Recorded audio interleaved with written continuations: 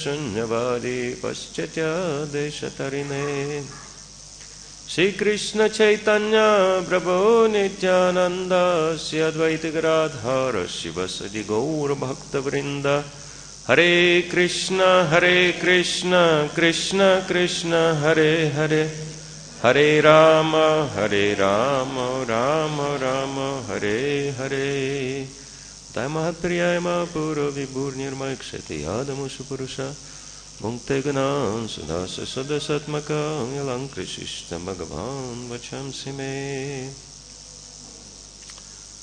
Om Namo Bhagavate Vasudevaya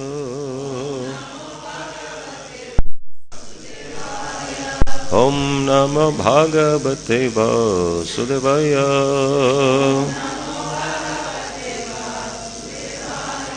Om Namo Bhagavate Vasudevaya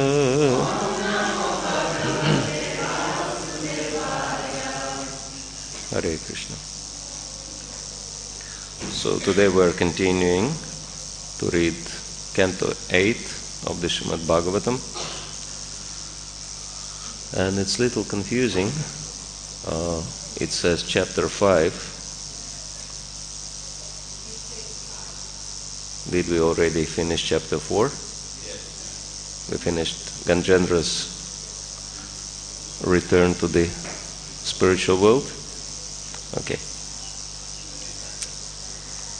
Okay, so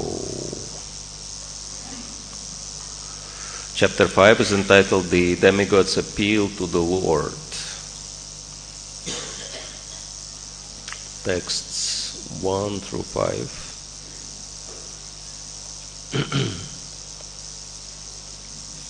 The demigods appeal to the Lord for protection. First 5 texts. And text 5 is on the board. So I'll just read through the first 4 texts and also the summary of the chapter. This chapter describes the 5th and 6th Manus, and it also describes the prayer of the demigod and the curse of Durvasa Muni, the brother of Tāmasa, the 4th Manu, who has previously been described, was the 5th Manu, Raivata. The sons of Raivata included Arjuna, Bali and Vindhya. During the reign of this Manu, Indra, the king of heaven, was known as Vibhu. Among the demigods were the Bhūtarayas, and among the 7 rishis were Hiraṇyaromā, Vedaśirā and Ūrdhvabāhu. The rishi known as Śubhra by his wife Vikuṇṭhā gave birth to the Supreme Personality of Godhead, Vaikuṇṭhā.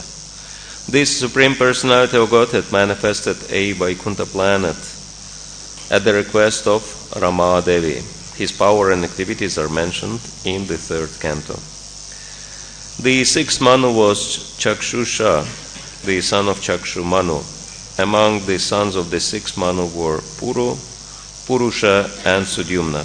During the reign of this Manu, Mantra Druma was Indra, the king of the heavenly planets. Among the demigods were the pious, and among the 7 rishis were Havishman and Viraka. The wife of Vairaja, whose name was Devasambhuti, gave birth to Ajita, an incarnation of the Supreme Personality of Godhead.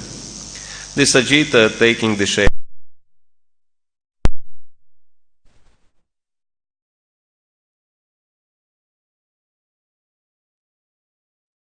Parikshit, was very eager to hear about the churning of the ocean, and therefore Śukadeva Gosvāmī began to explain to him how the demigods, having been cursed by Durvasa Muni, were defeated in battle by the Asuras. When the demigods were deprived of their heavenly kingdom, they went to the assembly house of Lord Brahma and informed Lord Brahma what had happened. Then Brahma, along with all the demigods, went to the shore of the ocean of milk and offered prayers to Kshirdakashaya Vishnu. So text 1. Shri Śukadeva Gosvāmī etante hare karmakka nashanam Gajendra-mokṣaṇam punyam Raivatam pantaram shinu. Śukadeva Gosvāmī continued, O king, I have described to you the pastime of Gajendra-mokṣaṇa, which is most pious to hear. By hearing of such activities of the Lord, one can be freed from all sinful reactions. Now please listen as I describe Raivata Manu. Panchamo Raivata nama manustama sasodasra Bali Tastasya Sutta Arjuna Purvakam. The brother of Tāmasa Manu was the fifth Manu named Raivata. His sons were headed by Arjuna, Bali and Vindhya. Vibhu Suragana Rajan Bhūtarayas Hiraṇyaromā Vedaśirā and Ūrdhvabāhu. O king, in the millennium of Raivata Manu the King of heaven was known as Vibhu. Among the demigods were the Bhūtarayas, and among the 7 brāhmaṇas who occupied the 7 planets were Hiraṇyaromā, Vedaśirā and Ūrdhvabāhu. Panti Vikuṇṭhā Śubhrasya Vaikuṇṭhā Surasattamai Tayosva Kalaya Jagye Vaikuṇṭhā Bhagavan Swayam. From the combination of Śubhra and his wife Vikuṇṭhā, there appeared the Supreme Personality of Godhead, Vaikuṇṭha, along with demigods who were his personal plenary expansions. Vaikuṇṭhā kalpitoyena loko loka namaskrita ramaya pratyamanena devyatat priya kamyaya. Just to please, okay, this is the text we should actually chant responsibly. Something's happening. Okay. So please chant responsibly. Vaikuṇṭhā kalpitoyena Vaikuṇṭhā kalpitoyena Loka loka namaskrita Loka loka namaskrita Ramaya prataya manena Ramaya pratyamanena Devyatat priya kamyaya Devyatat priya kamyaya Vaikuṇṭhā kalpitoyena Loka loka namaskrita Ramaya pratyamanena Devyatat priya kamyaya. Please.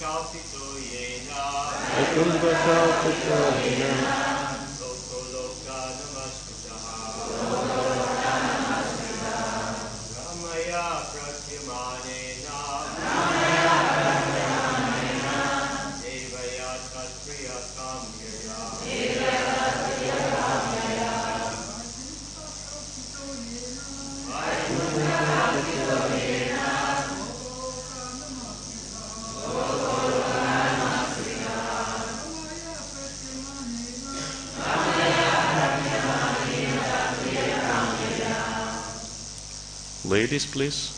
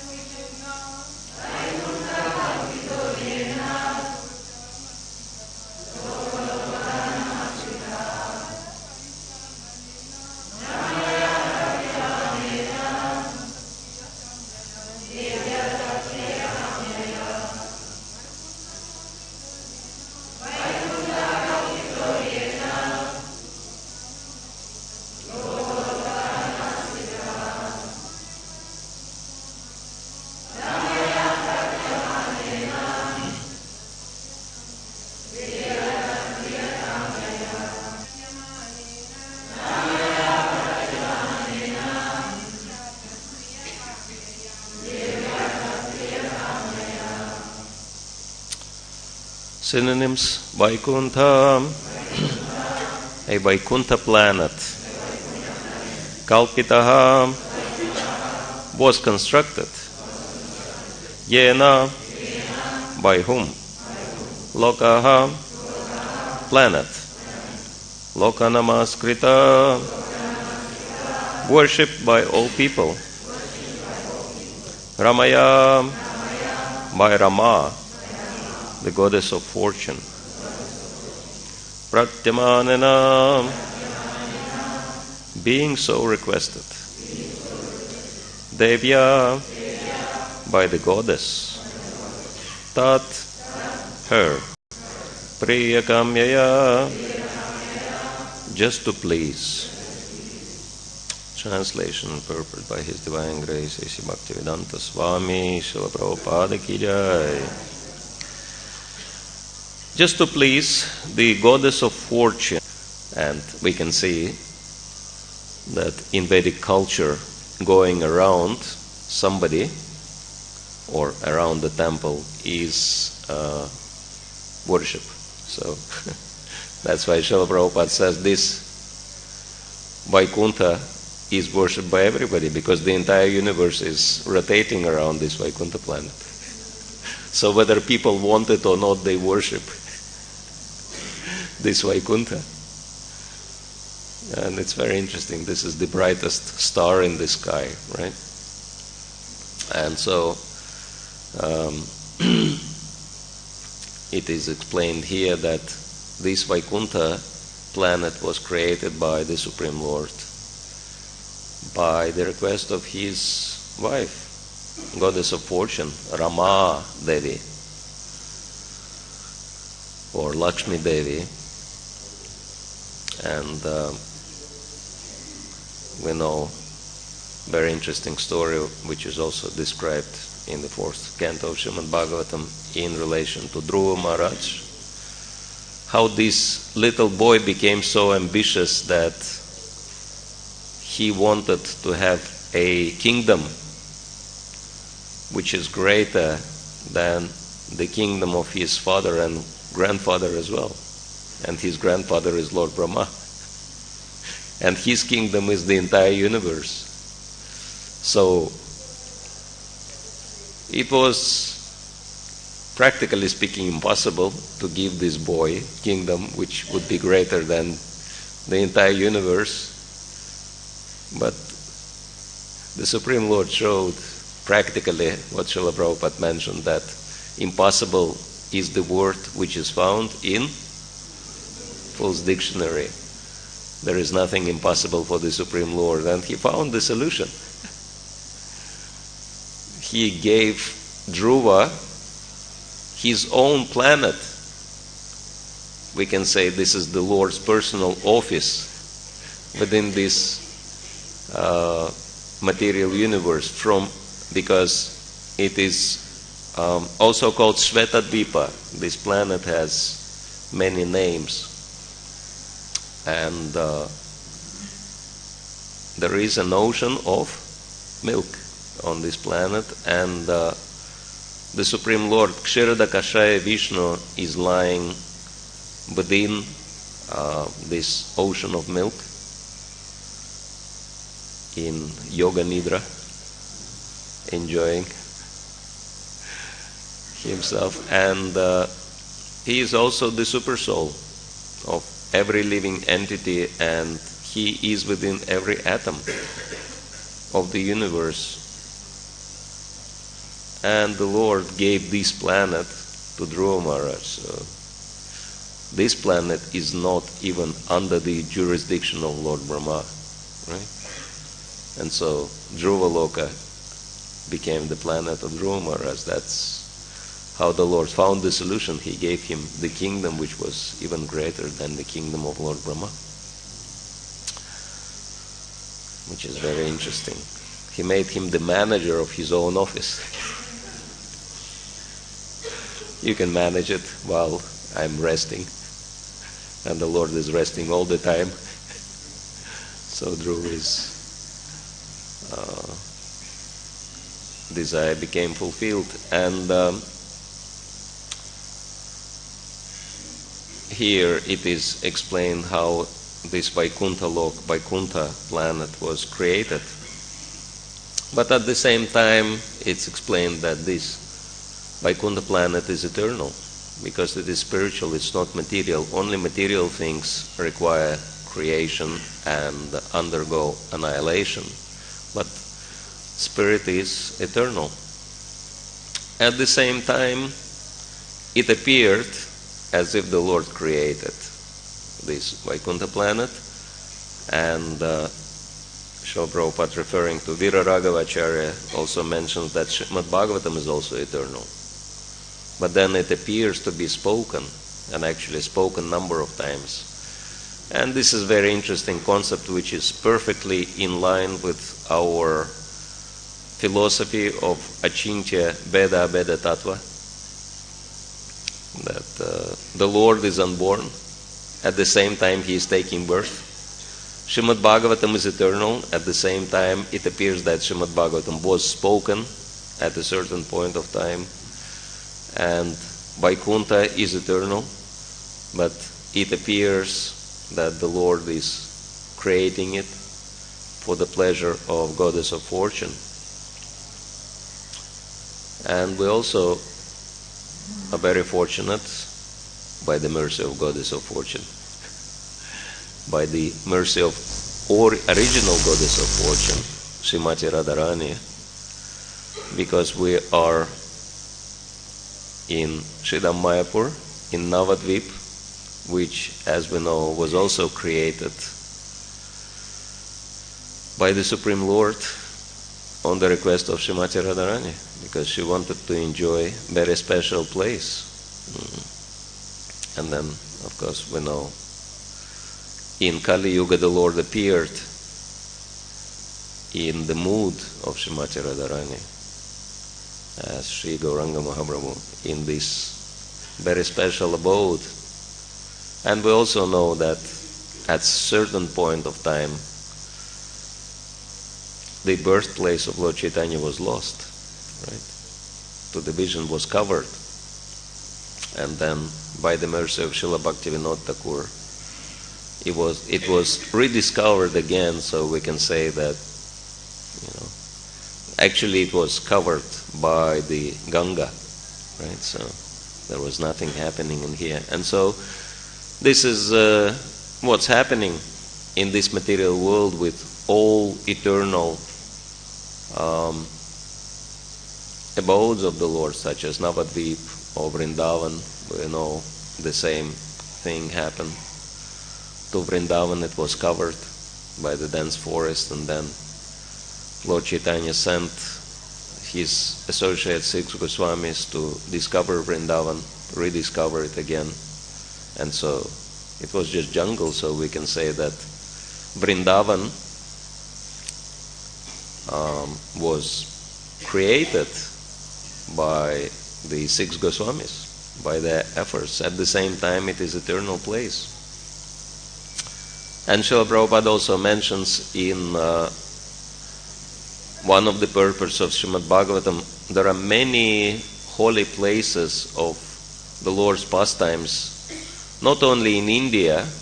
Of course, we know that India is full of holy places. I mean, you travel around India, you will definitely bump into something holy. Everything is holy. So many, and one holy place more amazing than the other. It's like unbelievable holy places and unbelievable, we can say, artifacts, etc. in different holy places, which are very hard to explain by, any kind of logic and reason. You just have to believe it. Like in South India, there is a temple where they display a stone which is floating on the water, and they say that this is the stone which was used for constructing Rama Setu. But then, and it's all filmed on YouTube, some people are expressing doubts. Maybe, there is a kind of stone which is very light, and it can actually float on the surface of the water. It's lighter than the water. But then, and the man says, maybe this is very light stone, that's why it's floating. And then priest is taking the stone out of the water and gives this man in his hand to weight. And this is very heavy stone. But still it floats on the water. Like that. And there are so many other things. Okay, just been to Vrindavan less than a month ago, and one shopkeeper in there next to MBT, he has Gopal deity, and his Gopal deity still drinks milk every morning. And deity is very small, and then he is showing, he says, you can make this Gopal drink milk, so you can put milk to Gopal's mouth, and then the milk is finished. The spoon is dry. And everyone can see that. So there are so many amazing things happening, and, which is the proof that this land, Bharatvarsha, is the holiest land on the entire planet. And that's why it's not that other places, we know that outside of India there are hardly any holy places at the moment, right? Very, very few. It's not that they do not exist, but they are just covered by the influence of Kali Yuga. There are many, many holy places of the Lord's pastime on the earth. And then Srila Prabhupada says, by the power of Sankirtan movement, these holy places will be uncovered again and will be restored. And we can see how it's happening, for example, here in Navadvip, right? That there are so many places which have been discovered since Srila Prabhupada got this land, and since devotees came here. There are so many holy places already discovered. And so this is the process that, in a sense, what we are doing, we are following the request of Sri Chaitanya Mahaprabhu, who is, even though he is Krishna himself, but he is in the mood of Srimati Radharani, who is the compassion personified. And so that's why she wants every living entity to become Krishna conscious. And that's why Lord Chaitanya wants all of us to help him to spread Krishna consciousness movement all over the world and help not only rediscover lost places of pilgrimage, lost places of Lord's pastimes, but also help people to rediscover themselves as devotees. And this is the vision of advanced devotees. One time I was talking to one devotee in America who was very enthusiastic about preaching and spreading the movement. And he actually came from Russia, moved from Russia to New York, and then he started prasadam distribution, some other programs. And then I was asking him, how does he feel? And he said, it's so ecstatic to be in the place where 18 million devotees reside. And I was like, not only me, but other devotees were confused. Where are the 18 million devotees? And then he clarified, he said, of course, not many of these 18 million devotees know yet that they are devotees, but we are privileged to help them to remember that they are Krishna's devotees. So this is the devotees' enthusiasm. that devotee is seeing everyone as a devotee and is helping people to regain their devotional consciousness by so many means, because this is what Krishna consciousness means.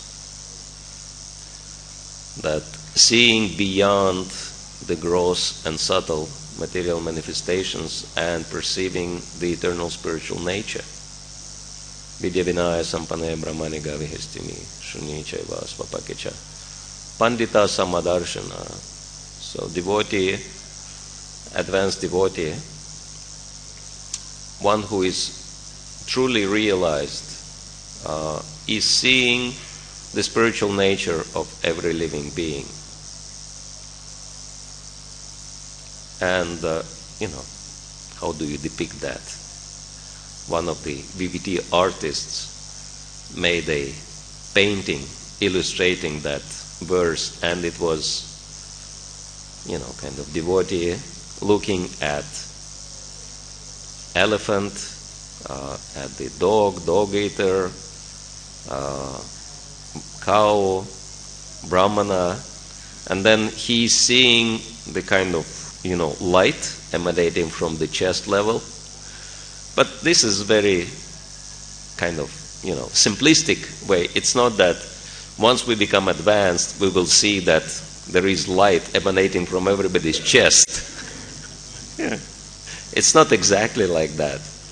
But what we will see the spiritual nature of everybody. That means we will see devotional potential in every living being, especially in human beings, right? Because as Krishna explains in the 11th canto of Srimad Bhagavatam, that of all the forms of life, the human life is the most dear to me, because only in human life, as we can understand, one can develop one's relationship with the Supreme Lord. And so this is the vision of a devotee. Devotee is the one who is seeing everyone as potential devotee. And Srila Prabhupada was also explaining that. There is one class where in Srila Prabhupada explains what does it mean to be a guru. He said, Guru means that I don't think that I am a guru. You think I am a guru, but I don't think I am a guru.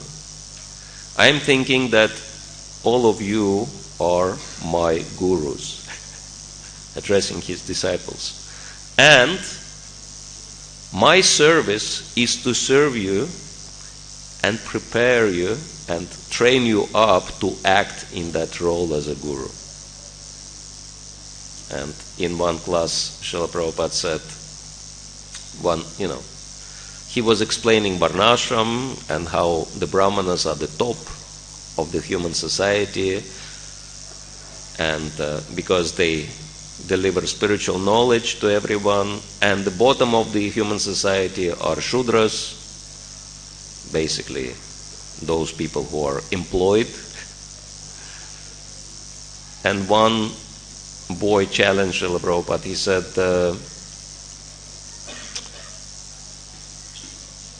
because you're delivering spiritual knowledge, we can understand you're a guru, so you're the first-class man. And Prabhupada was saying that, brāhmaṇas are the first-class people and Śudras are fourth-class people. And unfortunately in Kali Yuga, most of the people are fourth class, or even lower than that. And then this boy was saying, from your class we can understand that you are the first class man, right? And we can also understand that we are fourth class men. And so what you're trying to say that you are, so much higher than us, right? This is what you want us to understand, right? And Srila Prabhupada said, no, I have no claims. Actually, I'm not the first class. I'm not even fourth class. I belong to the fifth class, because I'm serving those who belong to the fourth class. Which was true. We know that when Srila Prabhupada just came, he was, cooking for the hippies and all kind of strange characters. And feeding them with his own hands, like Gargamuni Prabhu, very interesting, when he is giving class. Extreme fortune, we can just imagine. He said, did you ever get prasadam from Srila Prabhupada's own hands? Did Prabhupada ever fed you? And of course devotees are saying, of course not. And he said, Prabhupada was feeding me personally. He was cooking for me, he was feeding me. It's amazing. And Srila Prabhupada was doing all this, and even cleaning after people, after all these people, right? So he was literally serving everybody. And this is the position of Vaishnava. Sometimes there is a debate whether Vaishnavas where Vaishnavas have to be exclusive or inclusive. Right? Very hot debate. But actually, again, it's Achintya Beda Beda Tattva, that Vaishnava's mentality is inclusive because they see everyone as potential devotees, and they trying to bring up that devotion in everybody. They try to fan the spark, as Srila Prabhupada was saying, right? And because Vaishnavas treat everyone as spirit soul, and spirit soul is very dear to Krishna, because Vaishnavas deliver Krishna's love to everybody, they are very dear to everyone. Like one disciple of Srila Prabhupada was very surprised that Srila Prabhupada was treated with so much affection and love. And he asked Srila Prabhupada, how come that everyone loves you so much? Very surprising. And Prabhupada said, it's very simple, because I love everybody. And so this is the position of a devotee. Devotee treats everyone with love because he understands that everyone is part and parcel of Krishna. And that's why everybody loves a devotee. And so by his inclusive attitude, by his inclusive mentality, devotee gains exclusive position. But if someone claims the devotional status and wants to be exclusive, then we can understand it's just pride, and pride is not very much appreciated. And so, interestingly enough, if we prematurely start claiming ourselves to be exclusive, then we are running into the risk of being excluded from the realm of devotional service. So that's a very important consideration for all of us.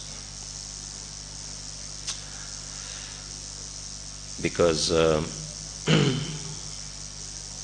the whole purpose or the whole foundation of our spiritual development is how much do we please Srila Prabhupada as pure representative of Krishna. And of course there are so many devotees who have so many opinions of what Srila Prabhupada really wanted, how he wanted, and devotees are ready to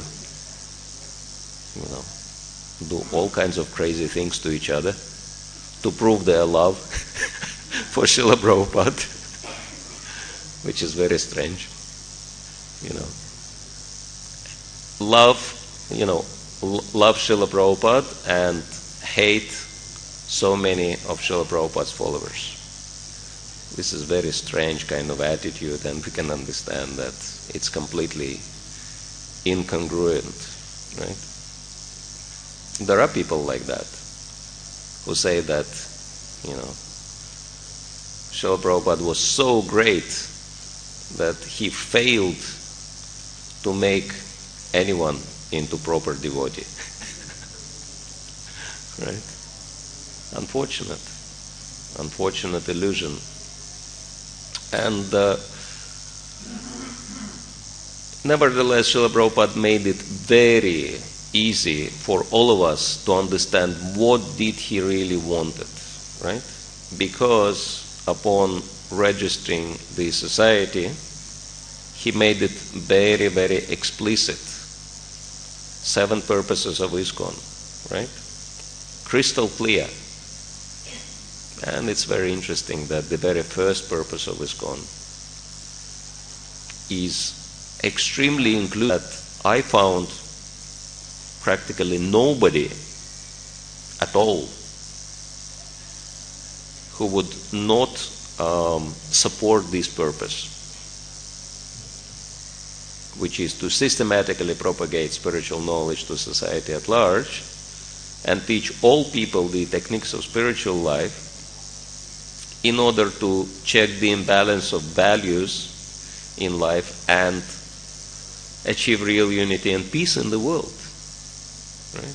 This is what Srila Prabhupada expected Krishna consciousness movement to accomplish. Achieve real unity and peace in the world by spiritual knowledge and spiritual practices, and help all people to solve every single problem they have.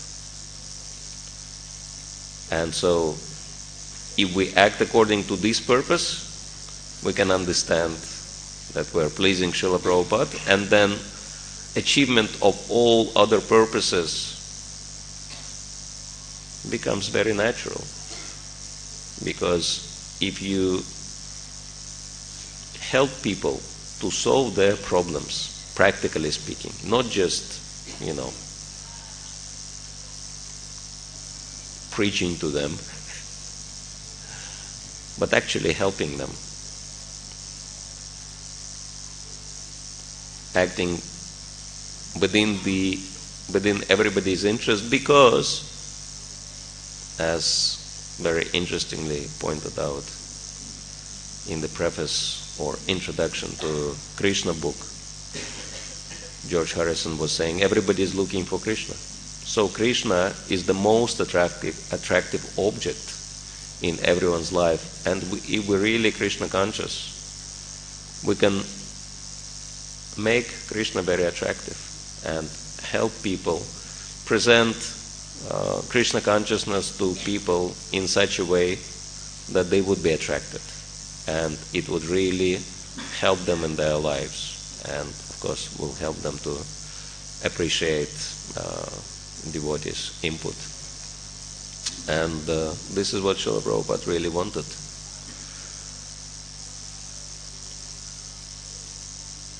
He wanted everyone to become Krishna conscious. He wanted every single person on the planet appreciate Krishna and appreciate devotees, right? Love Krishna and appreciate devotees. And of course, if we do anything in this direction, it will be very pleasing to Srila Prabhupada. All right, we'll stop here if anyone has. Hare Krishna Maharaj, thank you very much for a very nice class. My question is in relation to the point you made, that there seems to be a conflict amongst devotees between inclusivity and exclusivity. Mm-hmm. That a devotee is all-inclusive. He shows his affection to everyone. So I'm trying to understand, how do we balance that with the fact that there are elements, because this is Kali Yuga, there are elements who may try to destroy, create some problems within the community or devotees. Mm-hmm. So how should devotees react to such elements without at the same time becoming too exclusive and too averse to allowing anyone new to enter the circles? Like being open to new ideas, but at the same time not allowing the essential principles of Krishna consciousness to be destroyed and watered down. How do we balance that? Well, first thing which is important is that Krishna consciousness can never be destroyed from outside. of the movement, as Srila Prabhupada was saying. Nothing can stop us from outside, but only from inside of the movement we can be stopped. And that's why, criticism, blasphemy, fault-finding are, of course, the best tools. And we know, unfortunately, that there are few people who claim to be part of the movement. They are systematically attempting to assassinate character of practically every leader in the movement, criticizing and blaspheming leaders of the movement, because, of course, if you assassinate leader's character, then followers will be lost, etc. Cursing leaders. Of course, Srila Prabhupada was saying that it's very similar to vultures cursing the cow, grazing the cow. Vulture is flying above the cow's head and cursing the cow to die, and vulture is continuing to curse the cow until vultures dies, and the cow continues grazing. So nothing's happening, but this tendency for blasphemy and fault-finding of the leaders of the movement is very contagious. And of course we can blame it all on Kali Yuga's influence, but it is important to note one interesting point, that there are forces outside of the movement which dream to see the movement stopped.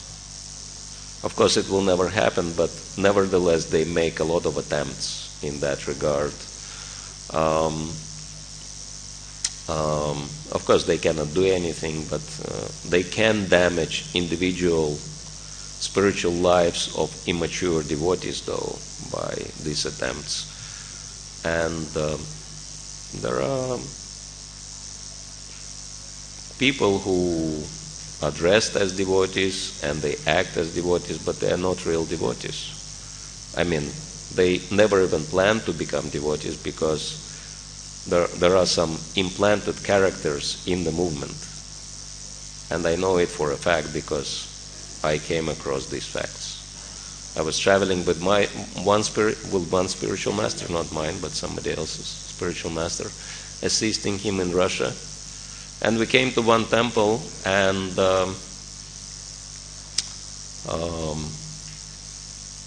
temple president told him that there is one devotee who is candidate, who is aspiring to get initiated by yourself, but this devotee has a little bit of a strange history. And this devotee was, we were wondering, what is this strange history? And temple president explained that he was not really a devotee, but he was implanted by KGB into ashram to report on us. And so he was staying in ashram and reporting on everything we were doing. But after a while, he became so influenced by the devotee association that he decided to become a devotee. And then he dropped out of the KGB. And of course, spiritual master said it's not a problem, it doesn't matter how one joined. Main thing is that he became a devotee, etc. So he can, be my aspiring disciple. But, it's not the only instance in the movement. There are plenty of instances in the movement all over the world where certain people are supplanted into the movement by different bodies who either want to control the movement or destroy it from inside, because this is the best way, according to Srila Prabhupada. And, it's not a secret, everybody knows it. And so, we're not saying that everyone who is blasting leaders and, criticizing is some kind of secret agent or something. Because there are, devotees who have been, upset for whatever reasons, mistreated, rightly or wrongly, and they take to that course of action as well. But, we have to be careful. Devotees, they might not be even devotees. They, might be there for purpose, for good reason, amongst the devotees. So we have to be careful about this association. Sorry, Maharaj, I have a follow-up question in regards to the point. So, how should one deal in a devotional way with someone that perceived to be such a person? Because you say there are persons, so if someone identifies such a person, what is the best way to address the situation so it doesn't create... Well, Srila Prabhupada advises in our books that if someone is envious of the Vaishnavas and criticizes and blasphemes Vaishnavas, the best way is to avoid, just to ignore that person. That he cannot... Yeah, it's a serious test for many devotees because, envy and blasphemy can be very contagious for immature devotees, but, it's test from Krishna, so you cannot really stop it. But we can just ignore it. Hare Krishna. Thank you. Welcome. Oftentimes we see that such persons, as you mentioned, a few of them might be aware, but the majority might not be aware that Maya has hijacked them and they just become possessed by their self-proclaimed jihad or crusade against whoever or whatever, and they make it their life's mission without realizing that we already have a mission, and that mission is the one mission that is actually successful, and all other missions are just a distraction or creating an anachronism. So can you say something how we can safeguard from falling sway to this separatist mentality, even in the name of doing one's own project or in the name of proving to others that this is the right way of how to do things? So we know there is individuality and there is unity. So what is the balancing factor between them? Because it seems that too much stress on unity and too much stress on individuality are both detrimental. Yes, it is true. That if we stress too much on unity without individuality, we become blind followers. And if we stress on individuality without unity, we become separatists. So thank you for bringing up this point. Both things have to be there, and so we have to be individuals, or have to be avoided. Huh? Both things have to be avoided. Well, extremes have to be avoided. Yeah. So we have to be at the same time individuals, as Prabhupada was saying, independently thoughtful, and use our independently thoughtful nature to benefit. That Srila Prabhupada was really stressing the importance of devotee qualities, and sometimes devotees think along the lines of one merchant from Vrindavan whose business motto is very simple: nice dhoti, nice devotee.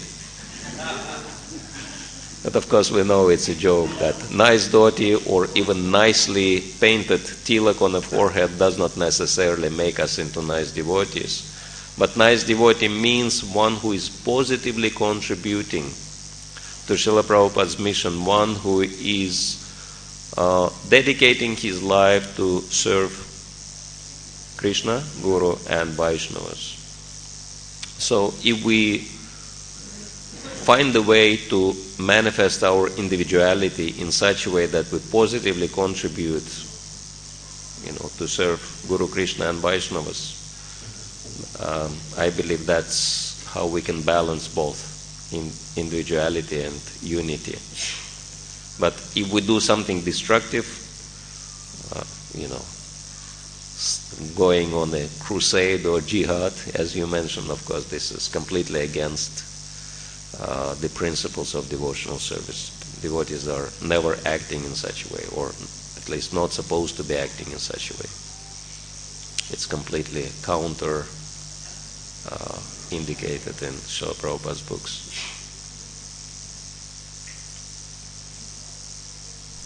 Hare Krishna. Hare Krishna. A couple little stories. Two CIA agents tried to infiltrate in Los Angeles many years ago. And it didn't work very well because they had to get up so early, take cold showers, dance and chant, and they blooped real fast. They blooped. And Prabhupada was asked one time, why are you establishing all these temples outside India? Because India's got enough holy places, like you said. He says, well, I'm re-establishing temples that were there before. Srila Prabhupada Ki Jai. Right. Yes, at the same time, it's a reminder that, if someone is acting in a very inimical or negative way, we should not start hating these people. We can just understand that they are unfortunate victims of material energy, just avoid their association. Isolate them. Isolate yourself from these people. All right. Microphone. Okay. Lakshmi Mani. Yeah, sorry. I was just thinking that the tendency to be separatist, especially when it's mixed with the tendency to tear other people apart, is born of a lack of humility, which is the primary quality of a devotee. And in order to be successful, you need to do something, not just talk about it. You need to produce a benefit for the society, for people in general, so that people become enlightened and enthusiastic. But I often wonder, and maybe you can help me understand, because I still can't understand how people think that by causing confusion and despair in other devotees, they're actually assisting Srila Prabhupada. That they're because the result of their behavior is obvious, and yet they continue to do that which has a negative ramification. Yeah. I mean, we can easily understand it, but they cannot understand it themselves because they fully believe that this is how they serve Srila Prabhupada by, blasting his followers and causing so much havoc in the movement, in the minds of new devotees. But apparently Krishna is the ultimate authority, and if he is allowing these things to happen, so my impression that he wants only very serious people in the movement now, and so those people who can be unaffected by this poison and still become devotees despite of all this, they can be very, very powerful devotees, and they can do a lot. They would be from the start immune towards all this negativity, envy, and criticism, and so they can do a lot of positive work.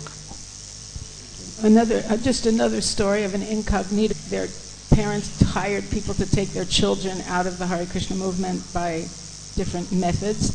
So in Montreal, one deprogrammer dressed up, and what happened was people offered obeisances to him, and he didn't know what to do with that. So it only lasted a few hours, and then he was gone. I mean, he didn't know how to cope with, because in the West, no one bows down to anybody else. Bowing down is unheard of. Interesting. Thank you for sharing. Interesting story. All right, I think we are meant to stop the class now, so I'm sorry if someone couldn't make a comment or ask you a question. But individually, I'll be happy to talk to you. Thank you. Grantaraj Srimad Bhagavatam ki jai, Śrīla Prabhupada ki jai, Nitai Gaur Premanande.